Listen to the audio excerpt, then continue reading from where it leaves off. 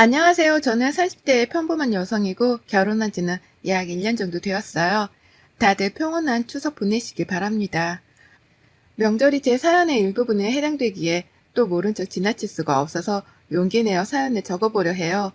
사랑하는 사람을 만나 연애를 하고 결혼을 하기까지의 과정에 좋은 기억과 긍정적인 감정들만 가득하면 얼마나 좋을까요?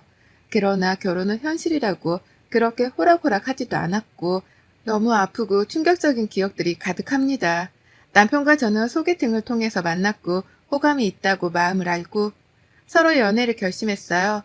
연애를 할 때만 해도 참 좋았던 게 남편이 여행을 굉장히 즐겨하는 사람이라 덩달아 아름다운 방방곡곡 돌아다니며 좋은 추억을 쌓을 수 있었습니다. 캠핑도 즐겨 했었고 우리나라에 이런 곳이 있다고 싶을 정도로 아름다운 곳들만 데려가 줬어요. 그 덕분에 저는 보는 시야가 넓어졌고 그동안 참 재미없게 살았구나를 깨닫게 되었습니다. 남편과는 주로 둘 다 쉬는 주말에 국내 여행을 즐겨 했었고 연차를 써서 더 효율을 만든 다음에 해외여행도 즐겼어요.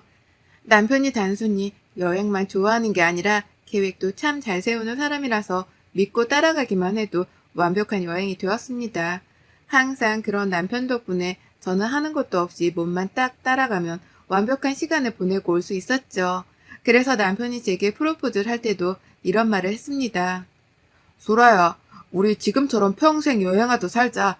기쁘고 신나는 순간도 있을 거고 고난과 역경도 겪어야 하겠지만 그럴 때마다 우리 지금처럼 잘 견뎌나가면서 서로 의지하고 그렇게 살아보자. 나랑 결혼해 줄래? 당신다운 프로포즈네. 그래, 결혼하자. 남편의 저 말이 평생 기억에 남더라고요. 여행하듯 살자는 말이요. 여행을 하다 보면 기쁘고 설렘이 가득한 순간들도 있지만 분명 예상치 못한 고난과 역경에 당혹스럽고 힘겨울 때도 있죠. 그렇지만 여행 중이니 평소보다는 더 좋은 감정으로 일을 해결하고 좋은 시간을 보내곤 했는데 그런 저희의 평소 생활에 비유한 남편의 프로포즈 멘트는 너무 귀했습니다. 이런 사람과 함께라면 정말 평생 여행하듯 즐기며 행복하게 살 수 있을 거라고 확신을 했어요. 그렇게 남편과 결혼을 했고 별 탈 없이 잘 살고 있었습니다. 그러던 어느 날 원래 차로 1시간 거리에 계시던 시부모가 저희 집 근처로 이사를 오신다고 했죠. 아, 소라니? 다름이 아니고 이사 소식 들었니? 네? 무슨 이사요? 뭐야, 동호한테 못 들었니? 우리 다음 주 수요일에 그 동네로 이사 가기로 했는데 동호가 깜빡했나 보구나. 수요일에 이사하는 거니까 그날 일 좀 미리 빼고 우리 이사 좀 도와줄래? 네? 어머님 갑자기 이사 결정을 하셨어요? 그 동네에서 정말 오래 계셨잖아요. 아, 며느리가 있는데 내가 왜 고생하나 싶어서 다들 며느리가 음식도 하고 이것저것 해서 가져다 주는데 나만 여전히 혼자 다 하는 게 너무 힘들더라고. 나도 이제 늙었잖니. 며느리가 차려주는 밥상이 먹고 싶기도 하고 다 같이 모여 살면 좋잖아. 아, 네, 그러셨군요. 우선 알겠습니다. 딱 저 얘기를 듣는데 불길함이 몰려왔습니다. 그동안 딱히 시집살이라고는 하지 않으셨던 시모인데 어디서 무슨 말을 들은 건지 작정하고 시집살이를 시키겠다고 마치 선포하는 느낌이었죠. 당장 다음 주에 이사를 오신다는 이 사실을 저만 몰랐다는 게 황당하기도 해서 남편에게 바로 연락을 했습니다. 여보, 어머님 아버님 다음 주에 이사 오신다며? 그런 중대한 사실을 왜 나한테 말을 안 해줬어? 이사 도우라고 일도 빼라고 하시던데 미리 말을 해줬어야지. 아, 맞다. 내가 당신한테 말을 안 했구나. 미안, 미안. 요즘 일 때문에 정신이 하나도 없어서 깜빡했어. 이미 이사 오시기로 한 거라 뭐 지금 알아도 미리 알아도 달라지는 건 없잖아. 말이 그래? 나한테 뭘 하시는 줄 알아? 대놓고 며느리로 부려먹겠다는 말씀하시던데 이건 시집살이 선포도 아니고 당황스러워 나 지금.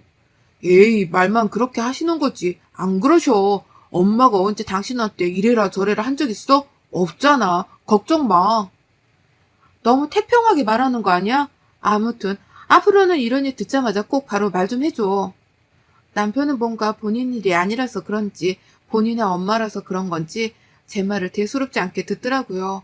전 그런 남편의 행동이 무척이나 마음에 들지 않고 불편했지만 당장 벌어진 일은 아무것도 없어서 섣불리 뭔가를 할 수가 없었습니다. 걱정에 앞서는 건 사실이었지만 그래도 잘 지내봐야지 하며 마음을 꾹꾹 눌렀어요. 불안한 마음으로 시모의 이사를 기다렸고 드디어 이사를 했습니다. 당일에는 남편과 제가 이사를 함께 도와드렸는데 지옥에 입성하는 줄 알았어요.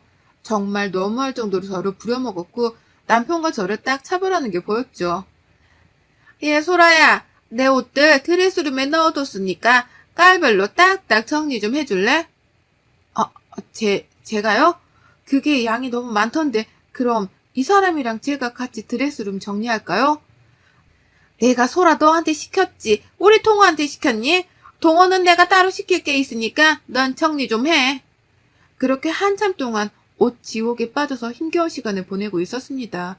분명 처음에는 밖에서 정리하는 소리가 들렸는데 어느 순간 조용해졌고 어디선가 맛있는 냄새가 나더라고요. 제가 착각한 거라고 생각하기에는 냄새가 닫은 방문을 뚫고 들어와서 나가봤습니다. 시모는 먼지가 온 집안에 날릴 테니 드레스룸 창을 열고 문 닫고 정리하라고 했거든요. 제가 그 먼지를 다 먹는 건 신경 쓰지 않았던 거죠. 당신 뭐해? 정리 안 해? 그게 엄마가 이거 맛 좀 보라고 해서. 예, 정리 다 했어? 아직이요. 근데 왜 나와? 내가 분명 정리 다 하고 나오라고 했잖니. 그리고 먼지 날리니까 방문 열지 말라고 말했지? 왜 내 말을 다 무시하지? 그게 아니라 밖에서 맛있는 냄새가 나길래 제가 착각한 건가 하고 나와본 거예요. 오늘 한 끼도 안 먹어서 배고프거든요. 그렇지. 배고프겠다. 같이 먹자. 무슨 소리야. 이거 제대로 만든 것도 아니니까 조금만 참고 정리나 해. 정리를 빨리 해야 뭘 먹던가 하지. 정말 먹는 걸로 저러는 게 가장 유치하고 치사한 건데 시모는 귀엽고 단 한 입도 주지 않고 저를 다시 먼지 가득 쌓인 드레스룸으로 돌려보냈습니다. 황당했던 건 본인들이 식사를 하기 위해 대충 주방을 싹 다 치웠더라고요. 그리고 거기에 앉아서 한우를 먹고 있는데 딱 봐도 식사 중인데 잠깐 맛만 보는 거라며 저를 못 먹게 했습니다. 순간 너무 서럽고 내가 왜 이러고 있어야 하지? 라는 생각까지 들어서 너무 속상했어요. 그래도 이걸 다 정리해야 집에 갈 수 있다는 생각에 정말 이 악물고 정리했습니다. 옷도 얼마나 많은지 정리를 해도 끝이 없었어요. 그거에 스트레스를 받다가 그냥 꾹 참고 했습니다. 드디어 정리를 다 했고 나와보니 남편은 소파에서 자고 있고 시모는 그 밑 바닥에서 자고 있더군요. 저는 자고 있는 남편을 살짝 깨워서 집에 가자고 눈치를 줬습니다. 그런데 눈치 없는 남편은 큰 소리로 말했어요. 정리 다 했어? 고생했지. 잠깐 쉰다는 게 깜빡 잠들었네. 벌써 저녁 시간인데 엄마네서 먹고 가자. 집 가서 밥하기 귀찮지? 아니, 그냥 집으로. 아유, 뭘 집에 가서 먹어. 그냥 여기서 먹지. 얼른 밥하게. 소라, 너 주방 좀 치워라. 주방이요? 그래. 아까 그 잠깐 맛보느라 이것저것 꺼냈는데 못 치웠어. 허리가 아파서 그걸 얼른 치워야 밥을 먹지. 우리가 먹은 거? 그거 내가 얼른 치울게, 엄마. 에이, 무슨 소리야. 너 키우면서 언제 엄마가 주방일 하게 뒀어? 그런 거는 여자들이 다 알아서 할 일이니까 너는 잠자고 있어. 너 아직도 안 치우고 뭐하니? 그렇게 몸이 무거워서 뭘 해먹고 살 수나 있겠어? 저 여태 옷 정리하느라 허리 한번 제대로 펴지도 못했고 앉아서 쉬지도 못했어요. 어머님, 심지어 지금 저녁 시간인데 밥 한 숟갈 떠보지도 못했고요. 그런데 어머님이랑 이 사람이 한우 구워 먹은 것까지 제가 치워야 해요? 그거 좀 같이 먹자고 했더니 질색팔색 하시더니 왜? 치울 때는 또 저를 찾으세요? 죄송하지만 저 못하겠고 집에 가서 쉴게요. 저도 내일 출근하려면 좀 쉬는 게 맞지 않나요? 뭐야? 누가 들으면 내가 너 부려먹은 줄 알겠다. 얘가 아주 사람을 참네. 너도 도와주겠다고 와놓고는 왜 딴소리야? 집에 가서 먹든 말든 알아서 해라. 네, 부려먹으신 거 맞고요. 저는 집에 갑니다. 당신은 대리효도는 오늘 하루 내가 다 했으니 이제라도 효도하고 와. 여보, 소라야. 그렇게 가면 어떡해. 놔. 시끄러 진짜. 양심이 있냐? 저는 시모의 태도와 남편의 행동에 너무 화가 나서 뿌리치고 집으로 가버렸습니다. 아무리 이해를 해보려고 해도 도무지 이해할 수가 없었어요. 그리고 행동이 과했던 것도 사실이었죠. 그날 집으로 돌아와서 너무 배가 고파 라면을 끓여서 먹는데 왜 이렇게 서럽던지 울컥하더군요. 그리고 결심했습니다. 앞으로 이런 식으로 저를 괴롭힐 시모에게 절대 지지 않겠다고 말이죠. 한두 번 네 알겠다고 대답을 해주니 저를 만만하게 본 건지 본 모습을 딱 보이는 게 너무 소름 끼쳤거든요. 그 이후 저는 시모와 거리를 두고 지냈고 일이 바쁘다는 핑계로 시모의 부름에 응하지 않았습니다. 그러니 시모 입장에서는 화가 아주 단단히 났겠죠. 주말만 되면 집으로 와서 이거 해라 저거 해라 시키는 게 너무 승질이 났어요. 그래서 저는 남편에게 말했습니다. 이번 주말에 엄마가 집에 와서 밥 먹으래. 간 김에 고장난 것도 좀 봐주고 청소할 거 있으면 도와드리자. 그래, 당신은 거기 가서 어머님 도와드려. 나는 우리 집 가서 내 부모님 보고 도와드릴 거니까. 아, 정말 왜 그래? 언제까지 이럴 거야? 뭐가? 효도는 셀프야. 왜 나한테 대리오드를 바래? 내가 언제 당신한테 우리 엄마 아빠께 이렇게 해 저렇게 해 도와줘 라고 말한 적 있어? 단 한 번도 없을 텐데. 난 늘 내가 했지. 당신한테 시킨 적 없어. 맞지? 아, 물론 그렇긴 한데 우리 집은 가깝고 처갓집은 멀잖아. 그걸 핑계라고 말하는 거야? 차라리 입이라도 다물지 그랬어? 정 떨어진다 정말. 내가 알던 사람 어디 간 건지 모르겠는데. 그렇게 남편과 한바탕 싸우고 주말에 친정집에 놀러 갔습니다. 오랜만에 부모님을 보고 함께 시간을 보내니 그간 쌓였던 분노와 스트레스들이 눈 녹듯이 사라졌어요. 다행이었죠. 그런데 갑자기 부모님께 충격적인 소식을 듣게 되었습니다. 우리 딸 시집가서 사니까 어때? 그냥 그래. 뭐 엄청 행복하지도 불행하지도 않아. 어머머, 신혼인데 벌써 그런 소리가 나오면 어째? 아참, 엄마랑 아빠 이사하려고 해. 원래 고민 중이라 신경 쓸까봐 굳이 말 안 했는데 거의 확정이라서 말해. 이사? 갑자기 어디로? 부산으로 가려고. 이제 딸 시집도 보냈고 여기서 너무 오래 살아서 지겹기도 하고 더 늙기 전에 고향 가서 친구들도 보고 그렇게 살고 싶어서. 아, 정말? 아휴, 더 자주 못 보겠네. 근데 뭐 잘 생각했어. 가서 친구들이랑 시간도 보내고 그러면 더 행복해질 거야. 자주는 아니더라도 얼굴 까먹지 않을 정도로는 꼭 내려갈게. 부모님 고향인 부산으로 내려가겠다는 소식을 듣고 솔직히 마음이 쿵 했습니다. 지금도 자주 못 보는데 부산으로 가시면 더 자주 못 볼 것 같았고 정말 제가 출가 외인이 된 기분이 들었거든요. 그래도 고향 가시면 지인들도 많으니 두 분 입장에서는 행복하실 것 같아서 마음이 놓였습니다. 그런데 이 문제로 남편과 파국을 맞을 줄은 상상도 못했어요. 부모님이 부산으로 내려가시고 첫 명절은 추석이었습니다. 제가 남편에게 꼭 부산에 가봐야겠다고 말했죠. 나 이번 추석 때 부산 가는 거 있지만 미리 예약해둘 건데 KTX랑 비행기 뭐가 좋겠어? 어? 아, 맞다. 처갓집 이제 부산이지? 그런데 엄마네도 가야 하는데 시간이 너무 빠듯하지 않아? 어머님 댁은 365일 중에 300일은 가는데 뭐가? 이사도 하셨고 명절인데 당연히 가야지. 가기 싫다는 소리도 들린다? 아니, 그런 게 아니라 사실은 나 KTX 타다 크게 다칠 뻔한 적이 있어서 그건 못하거든. 어? 그런 일이 있었어? 그럼 뭐 비행기 타고 가자. 예약해둘게. 아이고, 진짜 숨기려고 했는데 나 비행기 탈 때마다 손발이 덜덜 떨리고 두렵고 무서워. 왜 그런지 모르겠는데 숨도 잘 안 쉬어주고 막 그래. 당신이랑 연애할 때는 그런 내 모습 싫어할까봐 숨겼거든. 뭐라고? 우리가 비행기를 몇 번 탔는데 갑자기 그게 무슨 소리야? 타자마자 기절하던 사람이. 그게 자는 척 연기를 한 거였어. 내가 두려워하는 게 들킬까봐. 어쩌지? 그래도 가긴 해야 하니까 내가 약을 먹던가 해볼까? 근데 몸에 안 좋다고 해서 걱정이네. 우리 애기도 낳아야 하잖아. 아니, 대체 이게 무슨 소리야? 그럼 KTX도 못하고 비행기도 못하겠다는 거야? 너무 당황스럽네? 그럼 뭐 차 타고 가자. 여보, 무슨 소리야? 차 타고 부산을 어떻게 가? 가다가 죽어 힘들어서. 그건 너무 비효율적인 일이야. 버스도 똑같고. 아니, 그럼 우리 집에 가지 말자는 소리야? 이번만 어떻게 잘 말씀드려봐. 내가 고쳐볼게. 노력해볼게. 남편은 갑자기 말 같지도 않은 소리를 했어요. 안 가려고 애쓰는 것 같아 보이면서도 그 말이 진심인 것 같아서 솔직히 더 캐묻지는 못했습니다. 결국 저 혼자라도 다녀오려고 했으나 시무것도 저를 놔주지 않았어요. 제가 부산으로 가버릴까봐 아예 저희 집에 이른 오전부터 오셨죠. 나왔다. 우리 집에서 하든 여기서 하든 상관없으니까 그냥 여기서 만들자. 내가 음식할 재료들은 대충 들고 왔고 나머지 배달시켰으니까 곧 올 거야. 오면 바로 시작하자. 아, 어머님, 그런데 저 부산 가봐야 해서요. 시간이 빠듯하거든요. 제가 미리 말씀 몇 번이나 드렸는데 깜빡하셨어요? 그건 네 사정이지. 시집으로 왔으면 시댁법에 따라야 하는 거 아니니?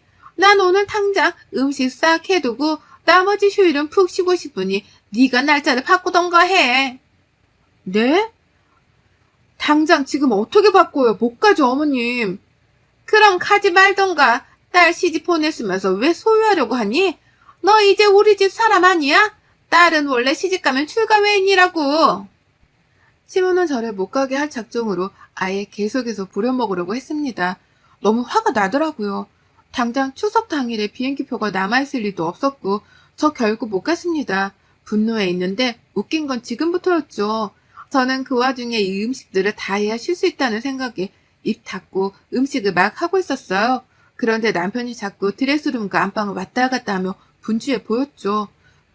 그러더니 시모는 잠깐 약속이 있어서 갔다 오겠다며 나갔고 1시간 후 남편은 시모를 모시러 간다며 나갔습니다. 결국 저 혼자 음식을 다 했고 저녁 8시가 되어도 둘 다 연락을 받지 않았죠. 그러다 시모랑 연락이 되어 물었습니다. 어머님 대체 어디세요? 그게 사정이 있어서 우리 오늘 못 가거든. 그러니까 너 먹고 쉬던가 해라. 네? 이 사람은 왜 전화를 안 받아요? 대체 무슨 사정이길래 갑자기 외박을 하시는 건데요? 그걸 내가 하나하나 너한테 설명을 해야 하니? 참 잡고 있어 그냥 좀. 동호전화는 고장났다. 수리 바뀌어야 해. 그러니 전화 그만해라. 어차피 해도 못 받는다. 그렇게 시모는 전화를 끊었고 저 정말 혼자 펑펑 울었습니다. 분노가 막 솟아올라서 이 감정을 참지 못하겠더라고요. 지금이라도 혼자 차 끌고 부산으로 갈까 참 고민을 했는데 제가 운전이 그렇게 능숙한 게 아니라 혼자 장거리 운전을 할 자신이 없었죠. 결국 혼자 펑펑 울면서 술을 마시고 있다가 쌓아둔 짐을 풀었습니다. 그런데 커플 캐리어 하나가 없어진 거예요. 남편이 사용하는 캐리어가 없었고 드레스룸을 자세히 보니 여름 옷들이 많이 비더라고요. 이상하다고 정말 생각만 했습니다. 그 후 3일 뒤에 남편과 시모를 만날 수 있었는데 남편이 새까맣게 익어서 왔더라고요. 심지어 서늘한 날씨에 반팔 반바지를 입고 왔길래 물어도 대답을 해주지 않았습니다. 전 이상한 느낌의 남편 핸드폰을 뒤져봤어요. 고장났다더니 말끔하게 작동하더라고요. 그런데 카톡 목록에 비행기 예매한 기록이 있었고 세이브를 갔다 왔더군요. 잠들어 있는 남편을 흔들어 깨웠습니다. 이거 뭐야? 당신 어머님이랑 세이브 갔다 왔니? 그거 내가 간 건 아니고 엄마 친구랑 일이 있어서 아무튼. 네 이름이 이동호인데 네 비행기 티켓을 엄마 친구가 갈 수 있어? 거짓말을 할 거라면 좀 그럴듯하게라도 해야지 속아주지. 너 진짜 미쳤구나. 비행기 타면 미칠 것 같다며 우리 집에는 한 번을 안 가주더니 나 속이고 나 혼자 일 시키고 세이브로 갔다 왔어? 이 둘은 저를 부려먹고 떼어놓고 세부로 가서 여행을 즐기다 왔더라고요. 새까맣게 익어서 온 이유였죠. 그 사실을 알고 저는 더 이상 이 사람과 살 수 없다는 생각을 했어요. 짧은 시간일 수 있지만 시모가 이사 온 후 단 한 번도 행복하지 않았습니다. 그리고 저를 속이는 게 당연한 이들과 더 이상 엮이고 싶지 않았죠. 이혼을 선언했고 시모는 그 사실을 알고 한밤중에 찾아와 제 머리채를 잡으려 했어요. 그래서 전 시모의 정강이를 발로 세게 때리고 제가 머리채를 잡고 말했습니다. 툭 하면 윽박지르고 손버릇까지 더럽네. 내가 니네 종이니? 노예야? 남의 집 귀한 딸을 네가 뭔데 부려먹어. 안 그래도 없는 머리털 내가 다 뽑아주고 이혼할게. 그러게 적당히 하지. 사람은 왜 그거를 몰아가기를. 어머머머, 얘 미쳤나봐. 동호야, 아들. 당신 진짜 왜 그래? 미쳤어? 기다려. 다음은 네 차례니까. 네 머리털도 다 뽑아줄게 내가. 이혼은 저도 다 정리하고 부산으로 내려왔습니다. 그곳이 부모님 고향이라 지인이 많기도 하지만 제 지인들도 꽤 있거든요. 마음이 적적하고 힘들 때 늘 위로받던 곳이 제게도 부산이라 부모님 곁에서 함께 다친 마음을 치유하고 있습니다. 남편과 시모는 어떻게 지내는지 소식조차 몰라요. 혼인기간이 짧았고 합의혼을 했던 터라 서로 따질 것도 없이 깔끔하고 아주 신속하게 이혼을 할 수 있었습니다.